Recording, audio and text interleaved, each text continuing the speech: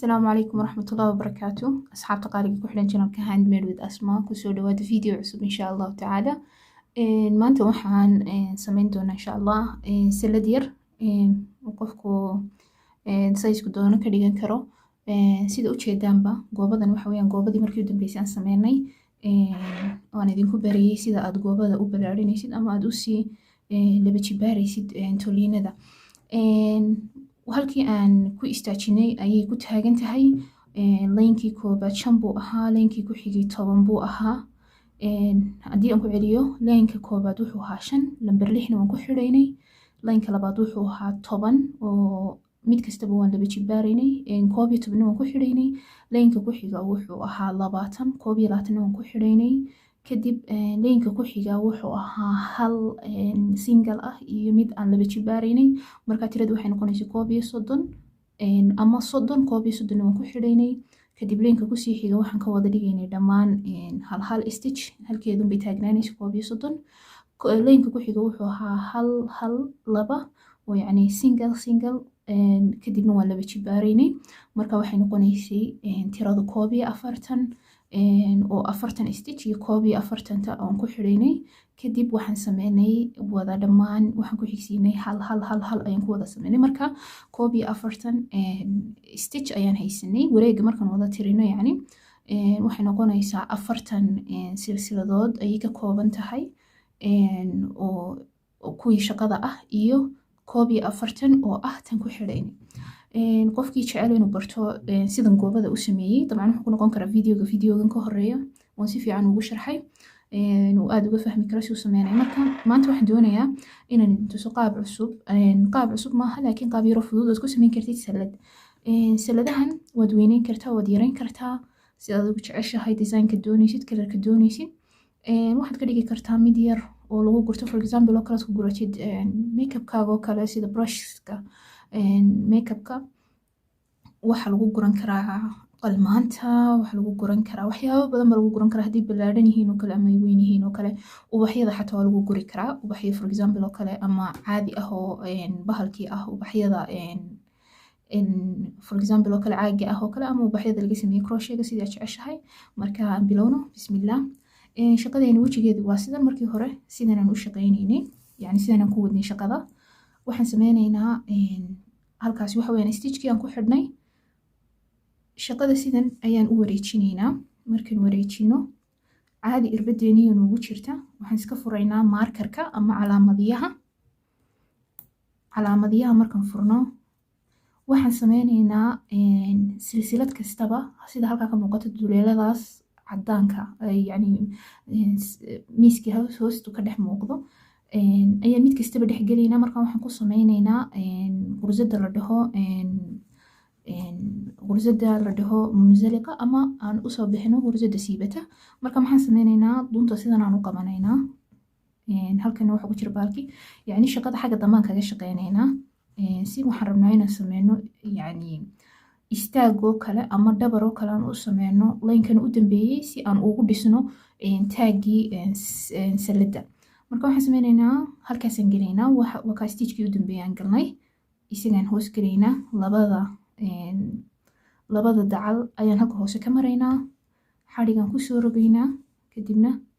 waxaan ka dhex saaraynaayo duntan ugu horeysa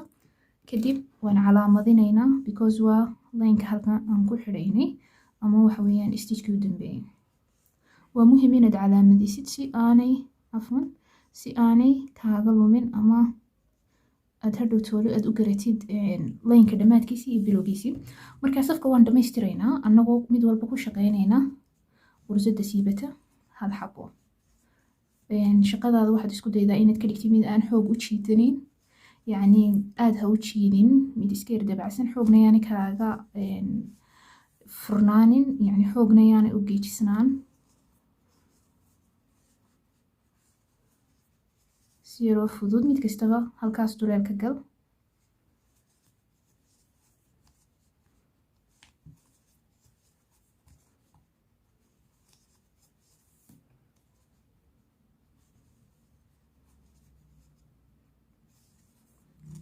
saasaan ku wadaynaa ilaa aan safka dhameyno markaa aan dhameeyanti kusoo noqdo waxaan ku dhameynay safkii u dambeeyey ayaan haddana halkii kaniintan u rognay yacni ununban waxaan ku sameynay mid kastaba qursada siibata ama tuliinka siibta stitchkii u dambeeyey baan galnay markaan waxaan doonaya inaan idin tuso sidaan u xidhayno waxaan sameyneynaa markerka ama calaamadiyaha ayaan furaynaa kadib halka hoose ayaan ka gelaynaa stitchka ama silsilada uu ku jiray markerku yani haddii xoog ay isugu dhow yihiin waxaad sameyn kartaa labadaada gacmood baa isticmaali kartaa adigoo ka fogeynaya kadib waan soo jiidaynaa kadib waa tan qursadii u horeysay waxaan sameyneynaa dacalkaa dambe aad u jeedid kaa ayaan hoosta ka gelaynaa then waan soo jiidaynaa annagoo intaba ka saarayna kadibna waan calaamadsanaynaa tamam shaqadeenu saasay ahaanaysa marka aniga waxaan doonayaa hadda inaan kalarka bedelo duntan cas baan kusoo noqonay because waxaan doonayaa inaan labada kalar isku daro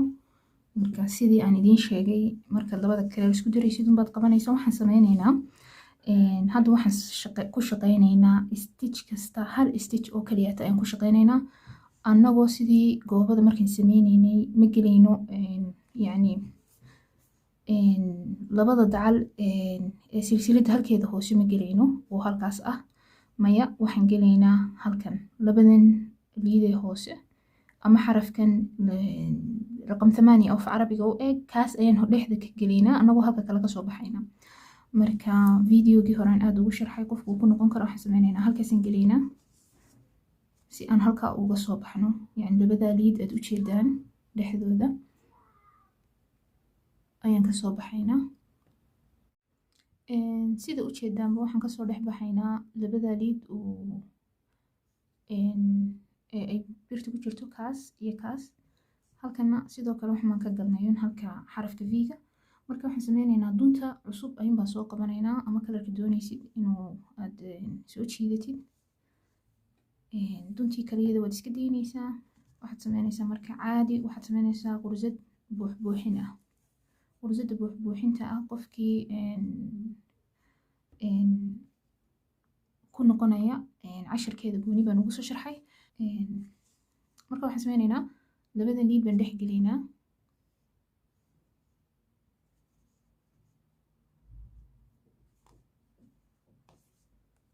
okay dhinacaasna halkaas ayuu kasoo baxayaa marka waxaan sameyneynaa labadan xadhig kan afwan marka waxaan sameyneynaa xadhigan labadan xadhig waxa weeyaan labadii xadhige ka cusub iyo kii hore aan iska daynaynay markastaba shaqadan kusii qaadanaynaa waxaan sameyneynaa dunta ayaan saas usoo qabsanaynaa annagoo hubsanayna duntan soo qabsanayna duntii weyneed tahay aanay ahayn mararka qaar yacni waxaad soo qabsanaysaa hadhaaga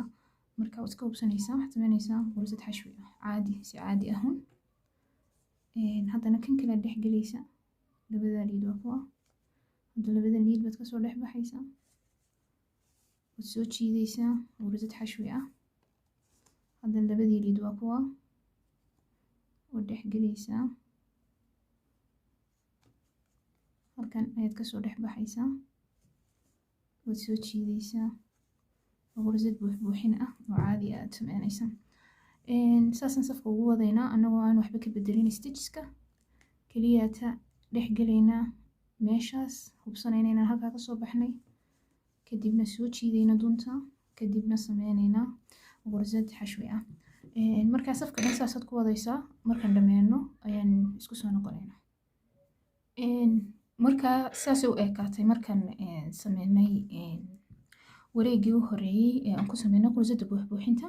sida u jeedaan haddaan saanoo kale ka dhigo way soo laabmaysaa yacni xoogaa darbigii salada ayaa hadda noo bilaabmay inuu noo sameysmo safka markaan soo dhameeyey weli maan xidhin waxaan rabaa inaan tuso sida u xidhaysaan sidii hore kama duwana waxaad sameynaysaan waxaad hoosgelaysaa qursadaad halkii hoose ka hoosgelaysaa kadib waad soo jiidaysaa dunta saasoo kale kadib silsiladii u horeysay ee aad samaysay ee buuxbuuxin ahayd ayaad waxaad gelaysaa dacalkeeda dambe kadib waad kasoo dhex jiidaysaa waad kasoo wada dhex saaraysaa kadib saasay kugu ekaanaysaa marka saan soo tidhaahdina way soo wada laabmayaan wixii intaa ka dambeeya waxaan sameynaynaa jooga aad adigu doonaysa ama istaaga aad adigu doonaysa inay saladu yeelato ayaad kor u kacaysa adigoo silsilad kastaba ku sameynaya hal qursad oo buuxbuuxin ah ama xashwi ah waxaan ku sameynayaa ilaa iyo shan saf oo korka ah kadibna waan isku soo noqonay si aan u eegno haddii uu dhererkeedu okay yahay markaan dhameynay saladii saasay u ekaatay waxaan ku daray runtii ilaa iyo 6 line oo kale 1 2 3 4 5 6 line baan ku daray si ay intan u ekaato يعني aniga way igu filan tahay way la tahay yani caadi weeyaan aniga ayay ii tahay siiskeedu hadda wax kastana wuu geli karaa sida u jeedaanba wax kasta waad ku ridan kartaa haddii ay makeup tahay haddii ay qalmaan tahay haddii aad keliya qurxin u sameynaysid haddaad ubax u sameynaysid oo aad ku ridaysid oo fadhigo kala dhigaysid yani waxyaabo badan baad u isticmaali kartaa xataa sideedaad u dayn kartaa dabool yar baad u sameyn kartaa oo isla dunta laga sameynayo kadibna korka laga saarayo wax yani bulkaatigo kale xataa ku guran kartaa runtii waa wax aad u fudud waxaan sameeyey waan siraahday ku yar qurxi dhinacan yar dhinacaas ubax yar kaga sameeyey ubaxa dun kale aanu isticmaalay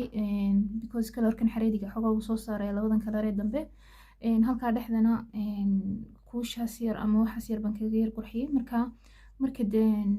ubaxoo kale hadaad rabtid inaad ku dhajisid iminka anigu ubaxan waan ku tolay sida halkaa ka muuqataba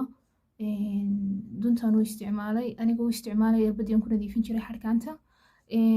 adigu laakiin hadda doonaysid yani qofku wuxuu sameyn karaa ama wuu ku toli karaa waa okay wuuna ku dhajin karaa adigoo isticmaalaya kan oo ah maqaska cafwan bastoolada shamaca